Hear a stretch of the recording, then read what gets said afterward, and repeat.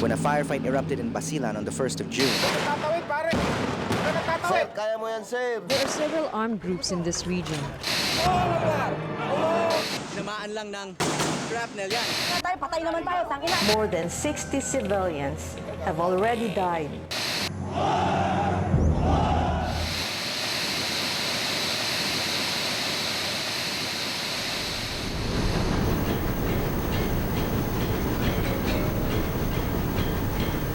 For decades, this island has been besieged by so many armed conflicts. Mindanaoans suffered so much when the armed struggle of the 70s broke out. Since then, war and poverty have become their constant companions. The strife in Mindanao saw the rise of numerous armed groups promising to liberate its people from the grip of underdevelopment. The dream of regaining peace on the island seemed harder and harder to reach as the fighting went on.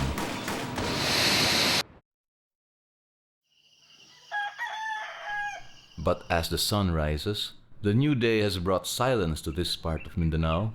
No more bullets, no more tanks, only the quiet sound of nature. This is the product of a new and unique peace process based on development and people empowerment, aimed at finally bringing peace to the island. For the past 2 years, away from the media hype on Mindanao and the MILF peace talks, the government has been engaged in peace negotiations with the RPMM. The government panel is chaired by former Iligan Mayor Franklin Quiano. RPMM is a revolusionaryong partidong manggagawa ng Mindanao, which is a tri-people revolutionary group consisting of the indigenous, the Christians, and even Muslim. It is a splinter group from the CPP-NPA. It has about more than one half of the supposedly CPP-NPA territories of Mindanao.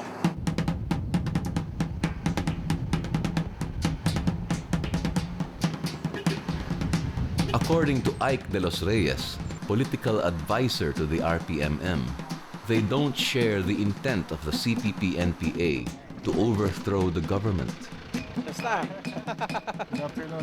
Because we differ from our framework and definitely from ideologies, we believe that the CPP would consider everything secondary to the development and intensification of armed struggle. No? We do not believe in that. No? The environmental issues, no? Such as ancestral land as part of the self-determination struggle of people like Lumas or the Moro are integral part, no? And we cannot collect, or use this in the name of revolution, no? It should be really the people who will determine their future. Unlike the Muslim rebel groups in Mindanao fighting for an independent Islamic state, the RPMM's main concern is to see the government address neglected local issues in their communities. For years, they have been fighting in the front lines defending their turf, hoping that the armed struggle would change their community's life. But after 3 decades of fighting, little has changed. According to Ike de los Reyes, revolutionary change does not only mean armed struggle, it is also about finding common ground in moving towards peace. We are ready to talk with the government to help them, with the people, to really make some concrete changes in the communities. It's been 2 years since the peace process started. While they have yet to assess the effects of the current negotiations on the communities, they still believe this is the way to achieve peace. We have these peace talks as integral part of our overall strategy, just as we have also the electoral struggle, the armed struggle, and the struggle for development.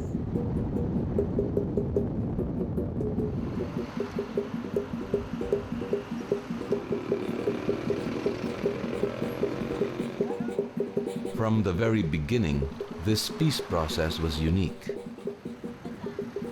For the first time, a non-government agency, rather than the government of a foreign country, was asked to act as a neutral independent secretariat. Balay Mindanao is a Cagayan de Oro-based NGO that has been helping local communities for almost a decade now, focusing primarily on agrarian reform and local governance. But they realized that there was still more to be done. When we looked back and looked at our vision statement, it actually says equity, development, and peace for Mindanao, for the Philippines, and for the world. And we were reflecting on it, and we said, where's our peace work here? In the design, Kaloy Manlupig is the president of Balay Mindanao, that for the past 2 years has been acting as the independent secretariat, mediating the peace talks between the government and the RPMM. It came about because of our realization that our community-based development work is actually also community-based peace-building work. DED as commitment for 20 barangays, no, consultations. When the peace talks started in 2003, Balay Mindanao had a track record of community development work and the trust of both Mayor Franklin Quijano of the GRP and Ike de los Reyes of the RPMM. Because of this, Balay Mindanao was asked to come in as the independent secretariat. But taking on the task was not easy.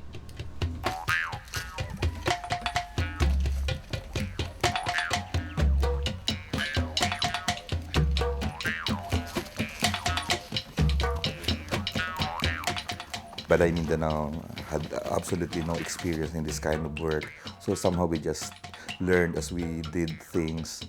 And so we requested a German agency, the German Development Service, to help us in this peace process.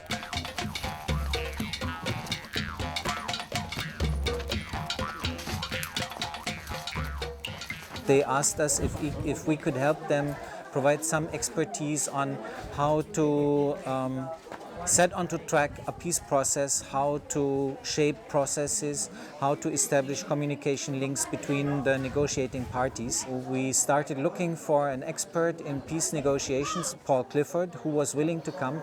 Practically in the whole health system. Paul Clifford is a British peace expert who has worked on peace development in places ravaged by internal strife such as Yugoslavia and Somalia. Now he's in the Philippines to help Balay Mindanao in setting up its own peace process.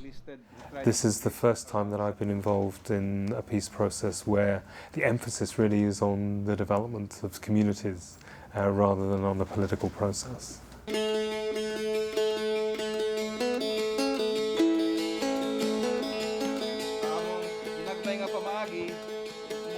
What makes this peace process different from the rest is that local people are recognized and consulted as stakeholders in the future of the negotiations.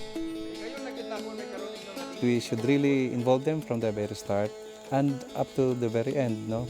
Without them, I think peace talks will always be talks between the leaders and the generals. No? The discussions that are happening in the barangays in terms of identifying needs of the barangays will, as I understand it, be the basis of a final peace agreement.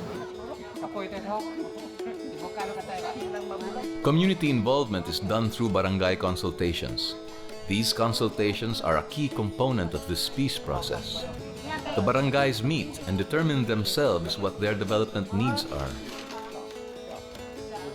The idea is that people who support one of the armed groups will define what it is that they really need as kind of a peace dividend, what their immediate development needs are, so that when they are satisfied, when they are fulfilled, they are prepared to lay down arms and end this particular armed conflict.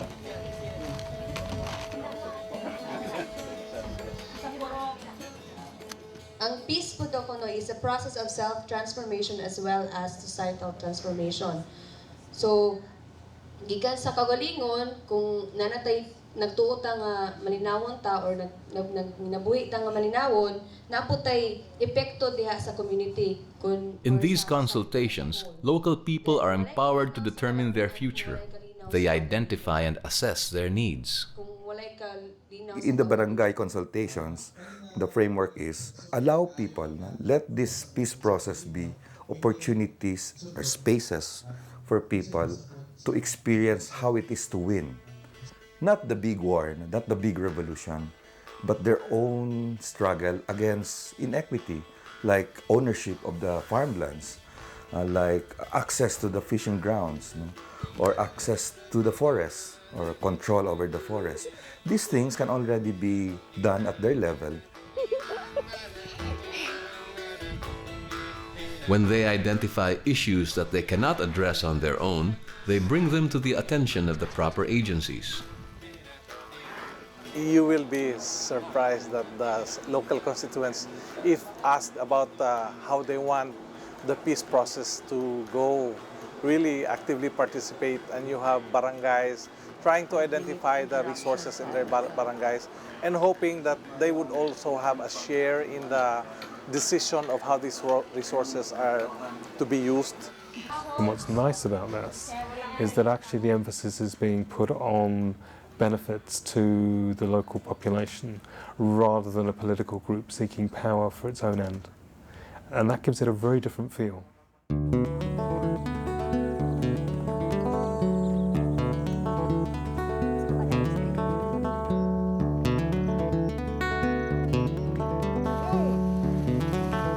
People now have a way to get government to address local needs. They are in command of their future, involving themselves in discussions and making their own recommendations to government agencies.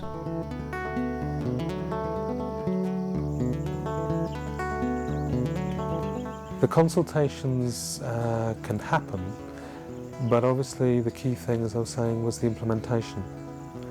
That requires government involvement, and if the formal talks break down, then that government involvement then will get called into question.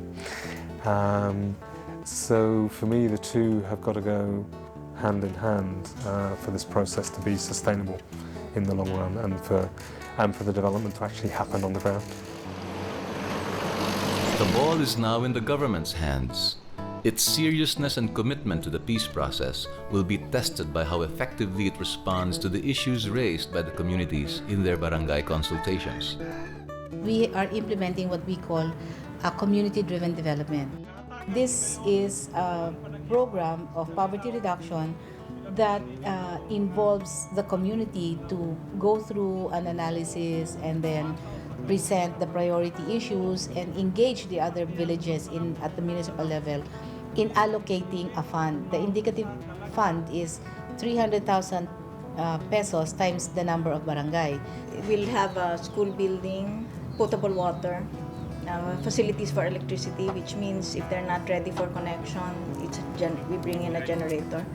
And every year, until the end of the term, it is committed to complete all of the barangays that they have already listed and turned over to us.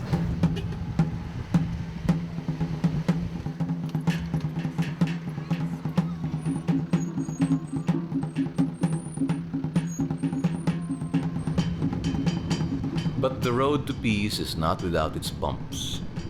There are challenges that have to be faced, with both parties treading a thin line. Communities' concerns on logging an ancestral domain are just two of the most important issues that the government must address. Otherwise, the road to peace may hit a dead end.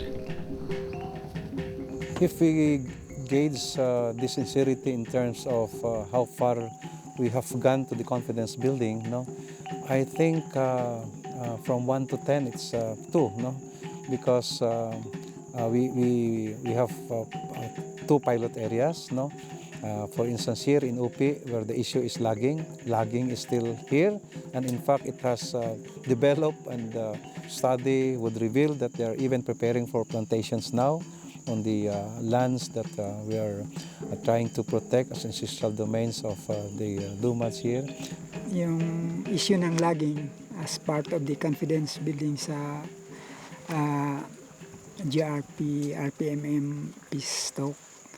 Ang nakikita namin dito kasi yung conflict between doon sa claim ng mga indigenous people at saka yung isa pang produkto ng peace negotiation between the GRP and MNLF. So nakita namin dito, kung talagang seryoso ang pamahalaan, mapahinto sana yun at titingnan kung ano talaga yung original problem.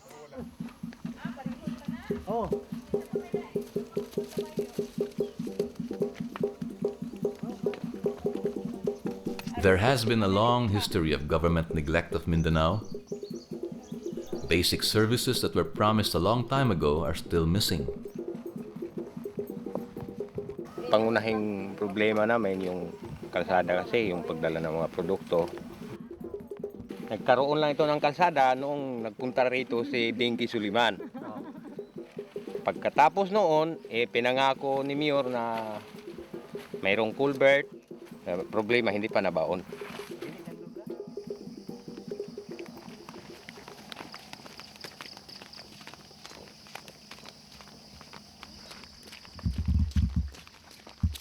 Problema mis among mga bata kay luoy kayo na naggraduan na mo karon. Luoy kayo maadto pag mamagong layo kayo. Gikan sa mamagong ari 5 kilometro.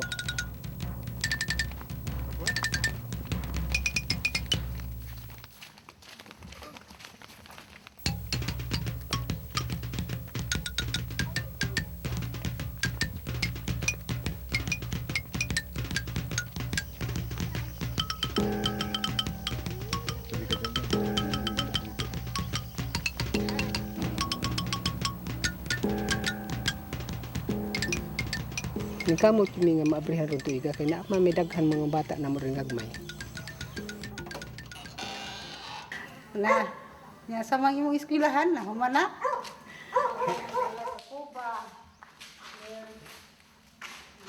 Kuba. Putaw na diya tanan. Steel. Steel. Yung sa contract steel. Dahil sa itaas. Kita ko na ko ang purba mo ubor ani. Ikahoy. Katong pirmahan ako dire, papirma ko kay dili sila makakubra og dili ko magpirma. Purado kay gani wa pag nagpinising pagud sila dire, papirmahon ako daan. May lang istorya. Pero yung parang sa nila tapos na ito, sabi nila finish na. Sugot ko kahoyon pero may ko ba kay makita ko na nya wa man nila ko bahe.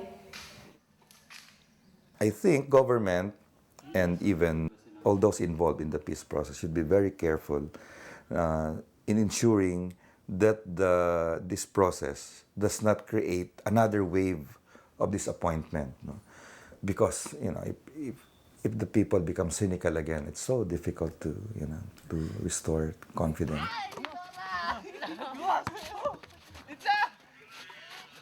Para sa among kuan project sa tubig, ang kuan tubo na mo sa Kalahi. Ni ani. Ay kinahanglan man may og mga poste og mga wire og transformer. Nya ang lani ko giadto na mo, malanggi hapon sila kay wala sila stock. Muna nga wa pa ma-operate among tubig na ang mga hose. Kompleto na mo among tangke na dito sa luyo pero wa pa gid mi makasugod sa tubig. Na itubig na mong gihimo diha. Kami rin yung barangay ana nang himo. Nagguwa ang tubig na mo diyang gamay. Kamot lang tani kay kalihukan ni ani natong barangay na tubig na to din ni tambalag sa gob. Klamo nga katong ilang gisaad ihatag lagi unta. Mayon ta tug wala sila magsaad kay di mi maningil. The history of suspicion and frustration over government's inability to address the very basic problems and what we call the root problems of injustice and oppression is very present. So the challenge for us is to keep living that out and mobilizing the rest of the government, because it's not a monolithic structure, to think that way and to serve that way.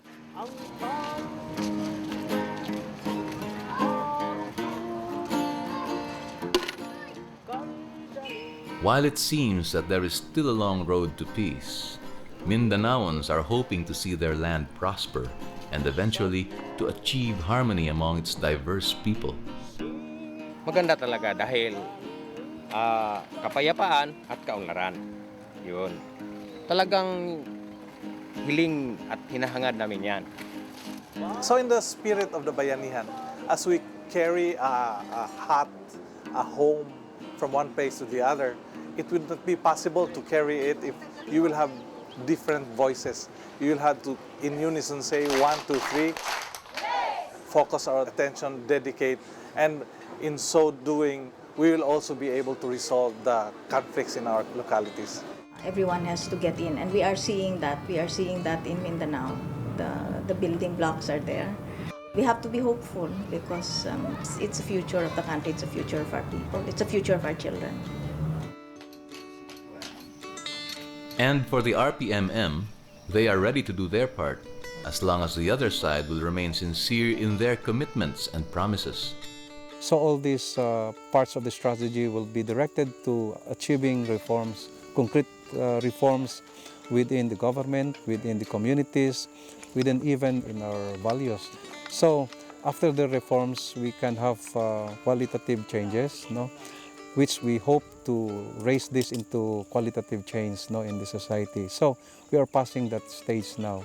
And peace talks is a very important part of that. If this peace process succeeds, it does not mean that the problems of Mindanao are all solved. There are things that have to be resolved. There are problems to be faced, and this peace process is just one of the many, flowers, no, like 100 flowers blooming all over Mindanao.